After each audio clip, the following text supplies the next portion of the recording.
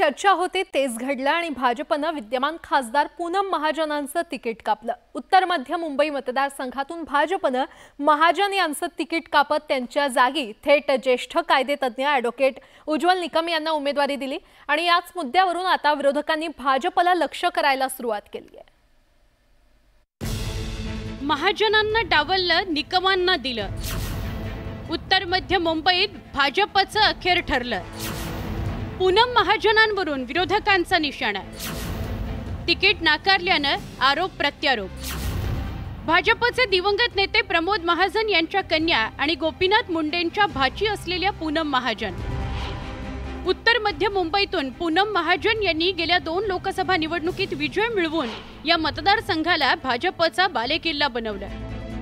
पण आता त्याच पूनम महाजनांचं तिकीट भाजपनं कापलंय आणि तिथून ज्येष्ठ विधितज्ञ ॲडव्होकेट उज्ज्वल निकम यांना उमेदवारी दिली आहे। भाजपच्या या खेळीनं विरोधकांना टीकेची आयतीच संधी मिळाली आहे। शिवसेना भाजपा युतीचे शिल्पकार म्हणून सुद्धा ज्यांना म्हटलं जातं, बाळासाहेबांबरोबर ते प्रमोद महाजन यांची कन्या पूनम महाजन, तिचं तिकीट नाकारून प्रमोद महाजन यांची ज्याला आपण लेगसी म्हणतो ती पूर्णपणे संपून टाकली। मला आश्चर्य जरूर वाटलं, कारण का एक अतिशय कार्यक्षम लोकप्रतिनिधी म्हणून तिचं काम मी फार जवळून पाहिलेलं।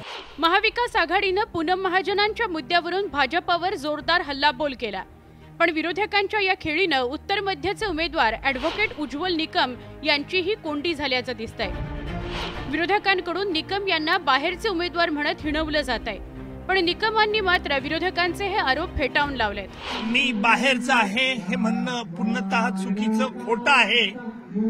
जन्मभूमी ही माझी जळगाव असली तरी माझी कर्मभूमी मुंबई आहे। मुंबईवरती ज्यांनी ऑर्गनाइज क्राईम केला, गुलशन कुमार खून खटला, असे विविध खटले चालवले, त्यामुळे या आरोपांमध्ये कुठल्याही प्रकारे दम नाही। खरं तर भाजपनं याआधीही गोपाळ शेट्टी आणि मनोज कोटक या विद्यमान खासदारांचं तिकीट कापलेलं, पण आता मराठी खासदार असलेल्या पूनम महाजनांचंही तिकीट कापलं गेल्यानं विरोधकांच्या हाती आयतं कोलीतच मिळालंय। भाजप आणि महायुतीनं मात्र विरोधकांच्या या टीकेवर पलटवार केलाय। मला उज्ज्वल निकम यांचं जे भावतं ते हे आहे, तुम्ही निस्पृह आणि निर्भीड आहात असं म्हणालात उज्ज्वलजी, ते तर तुम्ही आहातच, पण तुम्ही निस्पृह आणि निर्भीड याबरोबर निष्कलंक आयुष्य तुम्ही जगलात आणि म्हणून असा निष्कलंक आयुष्य जगणारा उमेदवार आज हा त्या ठिकाणी महायुतीचा उमेदवार आहे। एकंदरीतच भाजपनं उशिरानं उत्तर मध्य मुंबईतल्या जागेची घोषणा केली, पण त्यावरून राजकीय आरोप प्रत्यारोपांचा सामना रंगल्याचं बघायला मिळतंय। त्यामुळे या राजकीय गोंधळात काँग्रेसच्या वर्षा गायकवाड यांना पूनम महाजनांऐवजी उज्ज्वल निकमांच्या उमेदवारीचा किती फायदा मिळतो, मुंबई उत्तर मध्यच्या रणसंग्रामात कोण बाजी मारतं हे पाहणं महत्त्वाचं ठरणार आहे। Bureau report, news 18 Lokmat.